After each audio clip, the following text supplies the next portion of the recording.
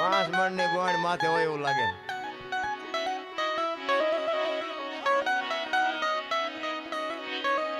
સવારામ બાબા કહે છે ભજનમાં કે બાપુ ભજન સમજવા માટે સદગુરુની જરૂર પડે, સાધુની જરૂર પડે. એમનામાં સમજાય એવી વસ્તુ નથી. હમણાં બળદેવભાઈ ગાયું ને કે રામ કિસી કો મારે નહીં એસો પાપી નહીં એ રામ, આપે આપ મર જાત હે ને કરતે કૂડે કામ.